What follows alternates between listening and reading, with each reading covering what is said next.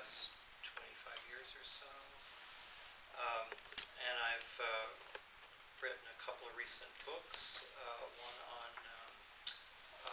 the legacy of R.D. Laing, which came out of our first Laing conference that we organized in 2013. And that met in New York at Wagner College. The inspiration for that was that it was the 25th anniversary of Laing's death. And some of us were a little worried that his legacy and his work were kind of disappearing out of the conversation that was going on about alternatives to psychiatry.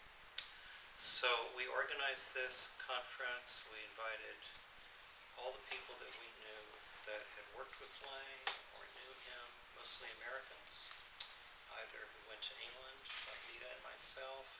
That's where we met in the early 70s.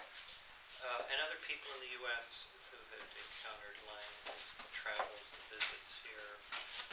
So the idea was people who knew him, not just people who had written books and wrote about that. It was a huge success, and we decided to keep these meetings going. And that was when we had the idea of doing Esalen, which was another place that Laing visited quite a lot. So Michelle mentioned those last two symposium and workshops that we had there. Now it's an annual event. First, just a little bit of background. The three of us are involved in setting up a house in the Bay Area that's modeled on Kingsley Hall that Laing had originally created in England in 1965. So I'll just tell you a little bit about that project before we move to this side of the Atlantic. But I got interested in Laing in the early 70s when I first moved to the Bay Area as a graduate student. And that was a pretty wild era. It was a very exciting time period. People who were going into psychology in that time frame were very interested in alternatives to conventional psychology. So LSD, psilocybin, altered states was a huge part of the counterculture. Bay Area was kind of like the whole nerve center of that movement, which was what brought me out here. So there was a lot of amazing things going on in psychology in the early 70s. It was a really exciting time to be a psychology student. And I discovered Laing after I moved out here, and kind of accidentally. And then he came to the Bay Area and gave a lecture, in a national lecture series, and I was very mesmerized by him. I'd read all of his books. I was very interested in existential philosophy and psychoanalysis, which was his specialty. I'd never met anybody who integrated all those ideas. So I decided to leave graduate school and move to England. He'd mentioned that he had this scene going on there. And it sounded really exciting. And I didn't really know that much about what were referred to as psychotic states. So this was all new to me. But I was really drawn to his personality and to the ideas. And I kind of moved there on a wing and a prayer. And ended up working for the organization. I met Nita there, who worked for Laing. And then moved into one of the houses. So, are you familiar with Kingsley Hall and all that stuff at all? Have you even heard of Kingsley Hall? I've heard of it. Flyer. What about Sacheria House? Oh yeah, more so. Okay. Well, Sacheria House came out of that project. Laing set up this place in London at a house called Kingsley Hall in '65. He had this idea of not treating people were going through extreme states, whether it was labeled schizophrenia or bipolar or all these different labels that we've come to put on people who are having extraordinary experiences. And he was very, very upset about the way psychiatry was treating people in these very vulnerable states. So his idea was, let's just live together in a house without any treatment, without therapists and patients in those roles, and just see what happens. His idea was that this should be a very healing experience. So that was the idea. Kingsley Hall existed for 5 years. It was very controversial. Of course, psychiatry was very, very upset by this idea and very hostile to Laing. And it was a very chaotic project, but a lot of good things came out of that, which was the conviction that this really was helpful. That a lot of people just, who weren't subjected to medication or other kinds of treatment, just kind of lived together with other people in a regular household and got better, without being subjected to even therapy. So after that, a whole network of houses were created by Laing's organization, the Philadelphia Association. And by the time I went to England in 1973, there were about 5 houses that were being run by 2 of Laing's colleagues, Leon Redler and Hugh Crawford. And there was a study program, there were seminars, and there was also a therapy training program. So it was a big network of people that had all gathered around Laing. And I moved into one of those houses at Portland Road and lived there for about 4 years. And it was a life-changing experience. What I discovered was that no matter who lived in that kind of environment, it was a transformative experience. Of course, some of us were, more together, could work at jobs, and of course I had a job. And some of us were not really able to function on that level and needed just time to hang out and live there and not have any pressure, to perform.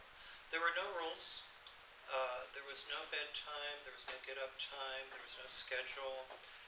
The only thing that was expected was that you pay rent, which was very minimal. So people that, for example, were on what we would call SSI benefits could easily afford to live in this place. Nobody was paid. It was all volunteer. The other thing that was expected was that you'd come to dinner each day and have a meal together and hang out in the evening to be a part of a community. The rest of the day, pretty much do as you please. Stay in bed all day if that's what you wanted to do. But most people gathered around this hearth, this fireplace.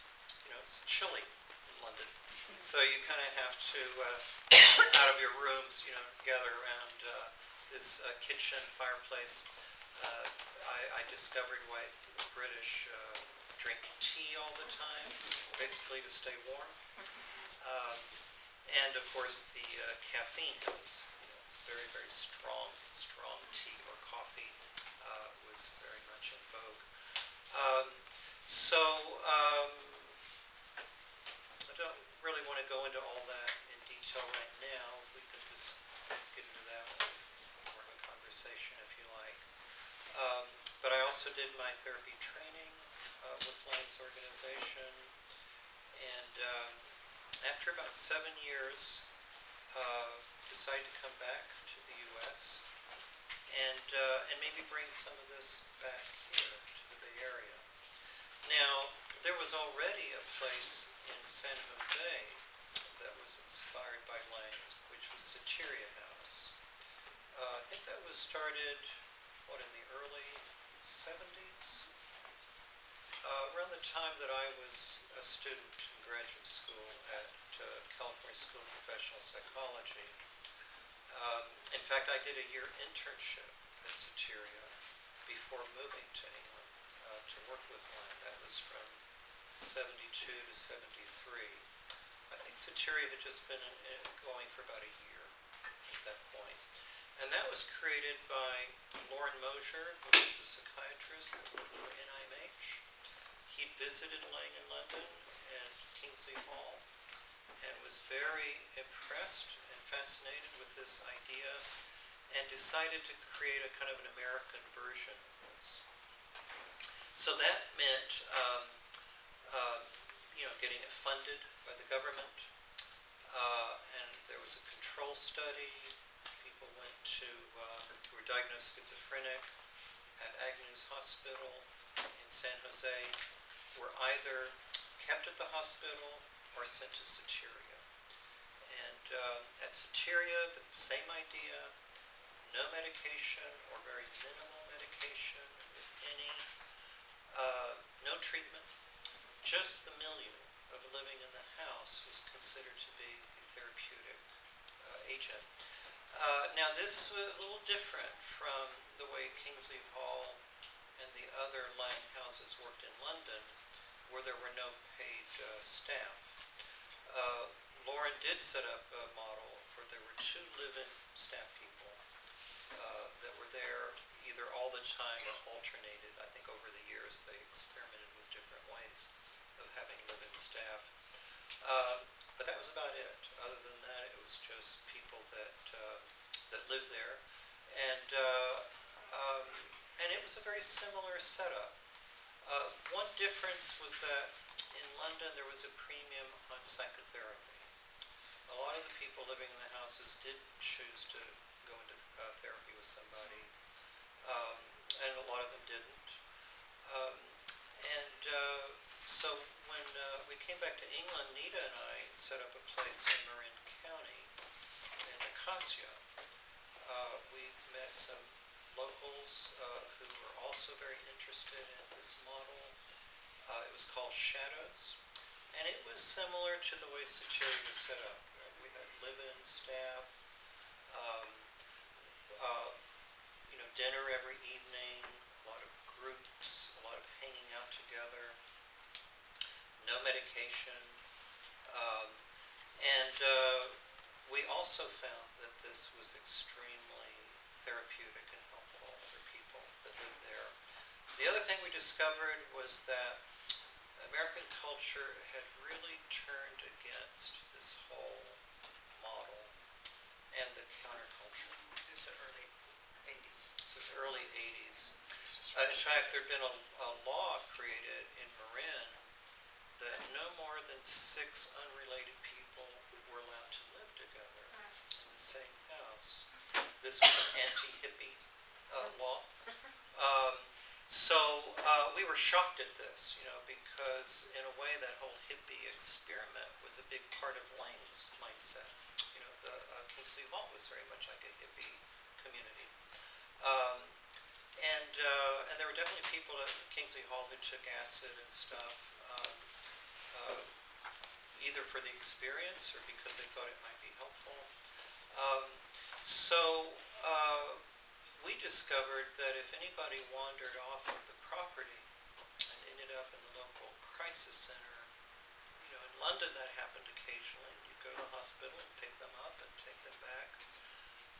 When that happened in Marin, the staff were very hostile to us and were outraged that we were letting people live in Shadows without medication. So we could tell that we were not in a friendly environment, and that made a big impact. Staff at the hospital. Staff at the hospital. Like Marin General? Yes, this Yes. is Marin General. Yeah, they were just operating out of that, fear, fair enough, fear and coward. Yeah.